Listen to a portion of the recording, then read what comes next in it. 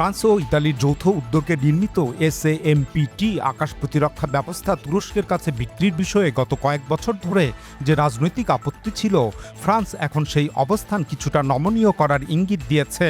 বিষয়টি সম্পর্কে অবগত 5টি সূত্র বার্তা সংস্থা রয়টার্সকে এই তথ্য জানিয়েছে। গত 6 জুলাই এই বিষয়ে রয়টার্স একটি বিস্তারিত প্রতিবেদন প্রকাশ করে। ফ্রান্সের এই মনোভাবের ফলে তুরস্কের সঙ্গে এই আকাশ প্রতিরক্ষা ব্যবস্থা সরবরাহ নিয়ে আরও বাস্তবধর্মী আলোচনা শুরু হওয়ার পথ তৈরি হয়েছে। বর্তমানে তুরস্ক তার নিজস্ব প্রযুক্তিতে নির্মাণাধীন সমন্বিত আকাশ প্রতিরক্ষা নেটওয়ার্ক স্টিল ডোমকে আরও শক্তিশালী করার জন্য এই ফ্রাঙ্কো ইতালীয় ব্যবস্থা সংগ্রহ করতে চায়। আর এ বিষয়ে তুরস্কের সঙ্গে ফ্রান্স ও ইতালির কোনো চুক্তি হলে তা এই ক্ষেপণাস্ত্র ব্যবস্থার নতুন ও উন্নত সংস্করণকে কেন্দ্র করেই সম্ভবত হবে।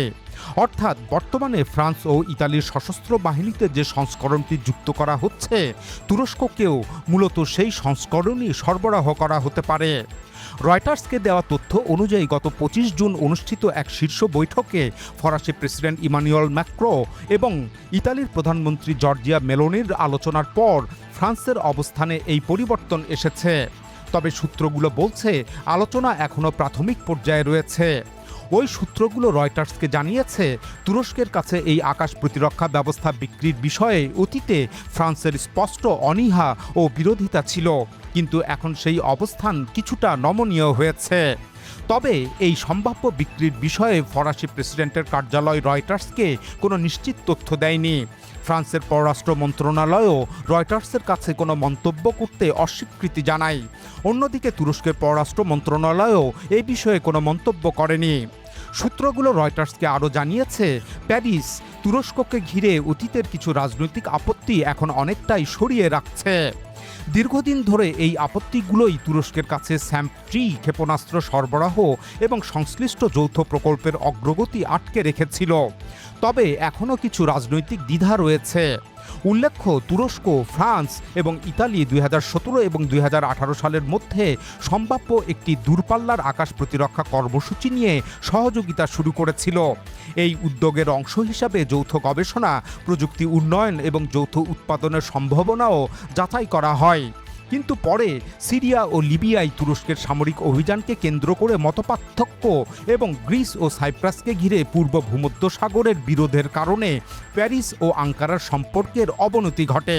এর ফলে এই যৌথ আকাশ প্রতিরক্ষা কর্মসূচি কার্যত স্থবির হয়ে পড়ে। SAMP-T ক্ষেপণাস্ত্র মাম্বা নামেও পরিচিত। এটি ফ্রাঙ্কো ইতালীয় ইউরোসাম কনসোর্টিয়াম যৌথভাবে তৈরি করেছে।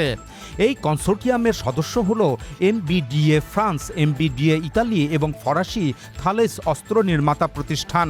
এই আকাশ প্রতিরক্ষা ব্যবস্থা একই সময়ে কয়েক ডজন লক্ষ্যবস্তু শনাক্ত করতে পারে এবং একযোগে একাধিক হুমকি প্রতিহত করার সক্ষমতা রাখে।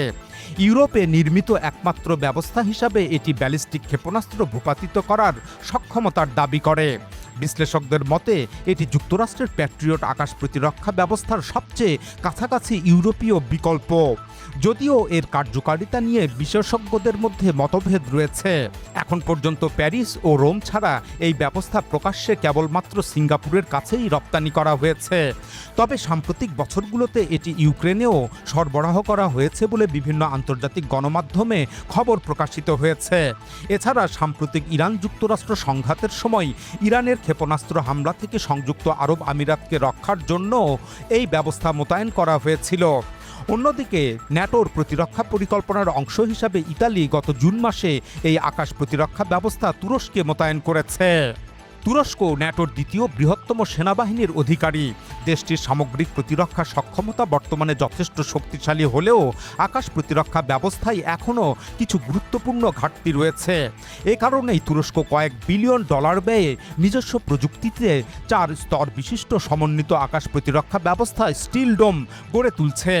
অনেক সামরিক বিশ্লেষকের মতে এটি সম্পূর্ণরূপে চালু হলে ইসরায়েলের আয়রন ডোমের চেয়েও অধিক কার্যকর একটি সমন্বিত আকাশ প্রতিরক্ষা নেটওয়ার্কে পরিণত হতে পারে।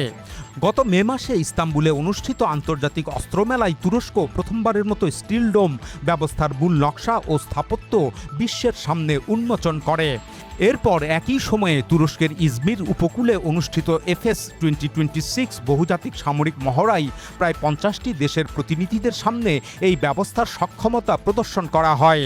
স্টিল ডোমের প্রথম স্তর ইতিমধ্যেই তুরস্কের আকাশসীমা রক্ষায় যুক্ত হয়েছে, তবে 4টি স্তরই পূর্ণাঙ্গভাবে কার্যকর করতে অন্তত 2035 সাল পর্যন্ত সময় লাগতে পারে। এর পাশাপাশি তুরস্ক 2019 সালেই রাশিয়ার বিখ্যাত S-400 আকাশ প্রতিরক্ষা ব্যবস্থা সংগ্রহ করে। দীর্ঘদিন ধরে দেশটি যুক্তরাষ্ট্রের প্যাট্রিয়ট ক্ষেপণাস্ত্র প্রতিরক্ষা ব্যবস্থাও কেনার চেষ্টা চালিয়ে যাচ্ছে। অন্যদিকে ন্যাটোর সদস্য হওয়ায় 2016 সালের পর আবারও জার্মানি তুরস্কে প্যাট্রিয়ট মোতায়েনের ঘোষণা দিয়েছে। একইভাবে ন্যাটোর প্রতিরক্ষা পরিকল্পনার আওতায় ইতালিও সম্প্রতি তাদের আকাশ প্রতিরক্ষা ব্যবস্থা তুরস্কে মোতায়েন করেছে। কিন্তু এসব বিদেশি ব্যবস্থার উপর নির্ভরশীল না থেকে তুরস্ক দীর্ঘমেয়াদে নিজস্ব ব্যবস্থাপনায় একটি পূর্ণাঙ্গ জাতীয় আকাশ প্রতিরক্ষা নেটওয়ার্ক গড়ে তুলতে চায়। সে কারণেই স্টিল ডোম পুরোপুরি কার্যকর হওয়ার আগ পর্যন্ত অন্তর্বর্তী সময়ের জন্য ফ্রান্স ও ইতালির যৌথভাবে নির্মিত শাম-2 আকাশ প্রতিরক্ষা ব্যবস্থা সংগ্রহে আঙ্কারা আগ্রহী। অবশ্য এই ব্যবস্থাটিও ভবিষ্যতে তুরস্কের নির্মাণাধীন স্টিল ডোম সমন্বিত আকাশ প্রতিরক্ষা নেটওয়ার্কের অংশ হিসাবেই যুক্ত হবে। বার্তা সংস্থা রয়টার্সকে আরেকটি সূত্র জানিয়েছে, গত 3 জুলাই প্রেসিডেন্ট এরদোগান ইতালির প্রধানমন্ত্রী জর্জিয়া মেলোনির সঙ্গে এক টেলিফোন আলাপে এই আকাশ প্রতিরক্ষা ব্যবস্থা কেনার বিষয়টি নিয়ে আলোচনা করেছেন। তুরস্কের প্রতিরক্ষামন্ত্রী ইয়াসার গুলেরও গত জুন মাসে রয়টার্সকে বলেন, আঙ্কারা বর্তমানে যুক্তরাষ্ট্রের প্যাট্রিয়ট এবং ফ্রাঙ্কো ইতালীয় শাম-2 সহ বিভিন্ন আকাশ প্রতিরক্ষা ব্যবস্থার বিকল্প মূল্যায়ন করছে। তিনি আরও জানান, প্রযুক্তি হস্তান্তর এবং যৌথ উৎপাদনের সুযোগ থাকলে তুরস্ক এ ধরনের সহযোগিতার জন্য সম্পূর্ণ উন্মুক্ত। অর্থাৎ আঙ্কারা শুধু রেডিমেড ক্ষেপণাস্ত্র ব্যবস্থা কিনতে চায় না, একই সঙ্গে প্রযুক্তি হস্তান্তর এবং যৌথ উৎপাদনের সুযোগও নিশ্চিত করতে চায়। একজন তুর্কি কর্মকর্তা রয়টার্সকে জানিয়েছেন, পূর্ব ভূমধ্যসাগরীয় উত্তেজনা এবং ইউরোপীয় ইউনিয়নের নিষেধাজ্ঞার কারণে 2020 সাল থেকে এই প্রক্রিয়া আর কোনো অগ্রগতি হয়নি। তবে বর্তমান পরিস্থিতিতে বিষয়টি আবারও সামনে এসেছে। ওই কর্মকর্তার ভাষায়, এখন মনে হচ্ছে তুরস্ক, ইতালি এবং ফ্রান্স 3 পক্ষের মধ্যেই এই প্রক্রিয়াকে এগিয়ে নেওয়ার রাজনৈতিক সদিচ্ছা রয়েছে। তুর্কি কর্মকর্তারা রয়টার্সকে আরও জানিয়েছেন, ন্যাটো শীর্ষ সম্মেলনের ফাঁকে প্রেসিডেন্ট এরদোগান ও ফরাসি প্রেসিডেন্ট ইমানুয়েল ম্যাক্রো দ্বিপক্ষীয় বিভিন্ন বিষয় নিয়ে বৈঠক করবেন। ধারণা করা হচ্ছে সেই বৈঠকেও এই আকাশ প্রতিরক্ষা কর্মসূচির বিষয়টি আলোচনায় আসতে পারে। উল্লেখ্য, 2025 সালে নেদারল্যান্ডের হেগে অনুষ্ঠিত ন্যাটো শীর্ষ সম্মেলনে প্রেসিডেন্ট এরদোগান ফরাসি প্রেসিডেন্ট ম্যাক্রোকে এই কর্মসূচির বিষয়ে তার বিরোধিতা প্রত্যাহারের আহ্বান জানিয়েছিলেন। তবে সে সময় ম্যাক্রো সেই আহ্বানে সাড়া দেননি। বস্তুত তুরস্ক দীর্ঘদিন ধরে ফ্রান্সকেই এই কর্মসূচির প্রধান রাজনৈতিক বাধা হিসাবে বিবেচনা করে আসছে। অন্যদিকে ইতালি শুরু থেকেই ফ্রাঙ্কো ইতালীয় SAM-2 আকাশ প্রতিরক্ষা ব্যবস্থার প্রযুক্তি তুরস্কের সঙ্গে ভাগাভাগি করার পক্ষে অবস্থান নিয়েছে। মূলত তুরস্কের সঙ্গে প্রতিরক্ষা শিল্পে সহযোগিতা আরও গভীর করাই ইতালির লক্ষ্য। ইতিমধ্যে দুই দেশ যৌথভাবে বেশ কয়েকটি অত্যাধুনিক সামরিক প্রকল্পেও কাজ করছে। আসলে 2020 সালে ইউক্রেন যুদ্ধ শুরু হওয়ার পর ইউরোপের নিরাপত্তা পরিবেশ দ্রুত পরিবর্তিত হতে থাকে। বিশেষ করে গত 1 বছরে উদ্ভূত নতুন ভূরাজনৈতিক বাস্তবতার প্রেক্ষাপটে ফ্রান্সও তুরস্কের সঙ্গে এই ক্ষেপণাস্ত্র কর্মসূচি পুনরায় এগিয়ে নেওয়ার বিষয়ে তুলনামূলকভাবে নমনীয় অবস্থান গ্রহণ করেছে। ফলে দীর্ঘদিন স্থবির হয়ে থাকা প্রকল্পটিতে আবারও গতি ফিরে এসেছে। বর্তমানে আঞ্চলিক অস্থিতিশীলতা এবং বিশেষ করে ইসরায়েলের যুদ্ধনীতির কারণে তুরস্ক তার আকাশ ও ক্ষেপণাস্ত্র প্রতিরক্ষা সক্ষমতা আরও শক্তিশালী করার প্রচেষ্টা জোরদার করেছে। আর একই সময়ে ন্যাটো জোটভুক্ত দেশগুলোও প্রতিরক্ষা সহযোগিতা এবং সামরিক সক্ষমতার প্রয়োজনীয়তা নতুন করে মূল্যায়ন করছে।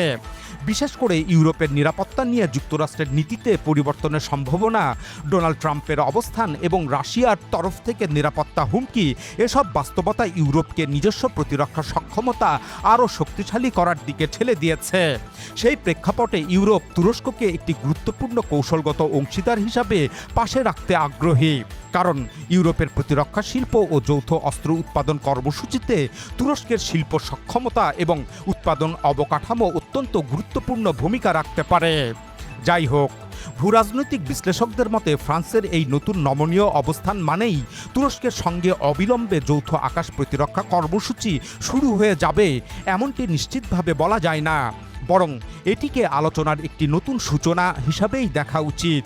এমনকি শেষ পর্যন্ত ফ্রান্স বিক্রিতে সম্মত হলেও প্রকল্পটির উন্নয়ন, প্রযুক্তি হস্তান্তর এবং যৌথ উৎপাদনের পর্যায়ে পৌঁছাতে আরও দীর্ঘ পথ অতিক্রম করতে হবে। এছাড়া সম্ভাব্য কোনো চুক্তির আগে গ্রিস ও সাইপ্রাসের উদ্বেগকেও ফ্রান্সকে বিবেচনায় নিতে হবে, কারণ এই দুই দেশের সঙ্গে ফ্রান্স ইতিমধ্যেই কৌশলগত প্রতিরক্ষা চুক্তি স্বাক্ষর করেছে। তাই তুরস্কের কাছে সামটি আকাশ প্রতিরক্ষা ব্যবস্থা বিক্রির বিষয়টি শুধু অস্ত্র বিক্রির প্রশ্নই নয়, এর সঙ্গে ইউরোপের নিরাপত্তা, ন্যাটোর ভবিষ্যৎ কৌশল এবং পূর্ব ভূমধ্যসাগরে ফ্রান্সের মিত্র দেশগুলোর নিরাপত্তা ও স্বার্থও জড়িত।